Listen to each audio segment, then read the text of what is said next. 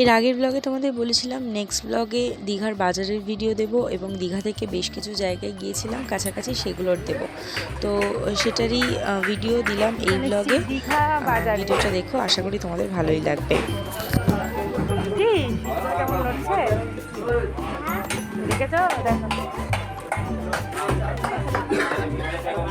কাঁকড়া কত করে? চিংড়ি এবার কাছে যাচ্ছে বেশি,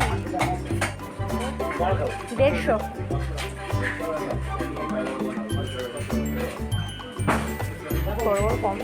বাজারে গিয়ে যা দেখলাম যে আমাদের এখানে মাছের দর আর ওখানে মাছের দর খুব এমন আকাশ পাতাল ডিফারেন্স না, ওই মোটামুটি সেমই বলা যায়। তবে আমার স্পেশালি ইচ্ছা ছিল একটু ইলিশ মাছ নিয়ে যাওয়ার, মানে একটা বড় দেখে ইলিশ মাছ একটু সুন্দর করে নিয়ে যাবো ভেবেছিলাম। দামটা হয়তো একটু কম হবে, কিন্তু যে হারে দাম বললো আর যে সাইজ ছিল মাছটার, তাতে নিতে সাহস পেলাম না।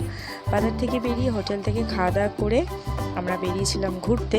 আর এখানে তোমাদের কয়েকটা হোটেলের নাম্বার প্রোভাইড করলাম। আমরা যে হোটেলে ছিলাম সেটার নাম্বার একদমই প্রোভাইড করলাম না, কারণ ওরা আমাদের বলেছিল, মানে আমরা যখন বুক করেছিলাম হোটেল শিশোর, যেটা বললাম যে আমাদের সাথে খুব একটা ভালো কিছু হয়নি। আমরা যখন বুক করেছিলাম অলমোস্ট দীঘাতে এত ফুল রাশ ছিল যে সময়টায় গিয়েছিলাম, ওরা আমাদের বললো যে হ্যাঁ এসি রুম হ্যানা ত্যানা বলে 1100 টাকা 1200 টাকা রুমের ভাড়া নিয়েছিল, সরি 1100 টাকা না। তো আমরা সমস্ত কিছু ভালো রুম টুম বুক করলাম, দিয়ে তারপর যখন রাত্রিবেলা পৌঁছালাম ওখানে আমাকে বললো যে না এসি রুম আর পাওয়া যাবে না, কিন্তু অলরেডি আমরা এসি রুমের জন্য বুক করে পয়সা পেমেন্ট করে সমস্ত কিছুই করে দিয়েছিলাম।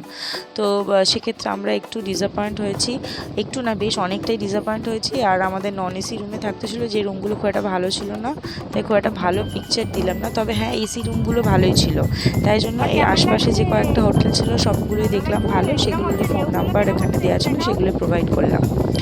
যাক, অনেক বকবক করলাম। এর আগের যে স্লটের ভিডিওটা দেখলে সেটা ছিল দীঘার মোহনার কাছাকাছি জায়গা। এই জায়গাটা বসে আমরা বেশ অনেকক্ষণ সময় কাটিয়েছিলাম, চাটা খেয়েছিলাম। যেহেতু ওয়েদারটা ভালো ছিল, খুব সুন্দর হাওয়া দিচ্ছিল, প্রত্যেকটা বিচেই হাওয়া দিচ্ছিল। মানে দীঘাতে আমরা অত হাওয়া পাইনি বিচে বসে, মানে অতটা আরাম পাইনি যতটা এই শঙ্করপুর, তাজপুর বা এই ধরনের ছোটো ছোটো যে বিচগুলো ছিল, মন্দারমণি, এগুলোতে পেয়েছিলাম। এটা তো দেখে বুঝতেই পারছো শঙ্করপুরের বিচ। এখান থেকে বেরিয়ে আমরা মেরিন যে রোডটা নতুন হয়েছে সেইটা ধরে যাচ্ছিলাম। এই জায়গাটা ভীষণ সুন্দর, আর এই জায়গায় যে হোটেলগুলো নতুন হচ্ছে সেইগুলোও ভীষণ সুন্দর। মানে হোটেলের রুফ থেকে বা হোটেলের ব্যালকনি থেকে সমুদ্রটা একদম খুব সামনাসামনি দেখা যাবে, এরকমভাবেই হোটেলগুলো ওখানে হচ্ছে। আগামী দিনে আরও হোটেল হবে আর এবং হয়েওছে অনেক, দেখলাম বেশ ট্যুরিস্টও এসছে। যাই হোক, এই রাস্তাটা ধরে আমরা সোজা এসেছিলাম তাজপুরের দিকে, আর এটা হলো তাজপুরের বিচ।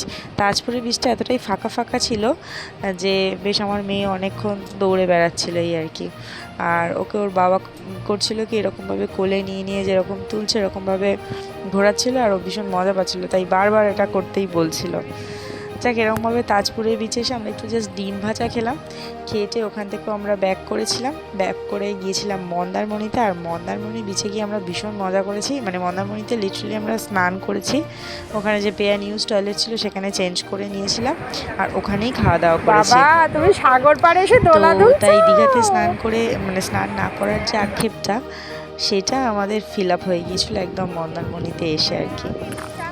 আর এখানে দেখো খুব মজা করে দুলছে একজন, আর ওর সঙ্গে ফাঁকতালে, এটা হচ্ছে তাজপুরের বিচ, ওর সঙ্গে ফাঁকতালে বসে আমিও একটু দোলাটা দুলে নিয়েছি। মানে অনেক দিন পর ছোটোবেলাটাকে ফিরে পেয়েছি আর কি। দোলা বসতে আমারও ভীষণ ভালো লাগে। তো দাদাটাকে জিজ্ঞাসা করলাম যে আমি বসলে ভেঙে টেঙে পড়ে যাবে না তো দোলা? বলছে না না, বড়োদের জন্যও বসা যায়। তো সেই জন্য একটু বসে নিয়েছি। আর এটা হলো এই মন্দারমণির বিচটা। স্নান টান করে উঠে মেয়েকে যেহেতু নাবাইনি, তাই নিজেরা একটু স্নান টান করে উঠে মেয়েটাকে ওই গাড়ি চড়াচ্ছিলাম আর কি। অনেকক্ষণ ধরে আমাদের জন্য অপেক্ষা করছিল। গাড়ি টাড়ি চড়িয়ে দুপুরবেলা ওখানে সুন্দর মাছ ভাত খেয়ে গাড়িতে ল্যাদ খেতে খেতে বাড়ি চলে এলাম। এই হলো আমাদের টোটাল দীঘাটি। ভিডিওটা ভালো লাগে সাবস্ক্রাইব করো, বাই।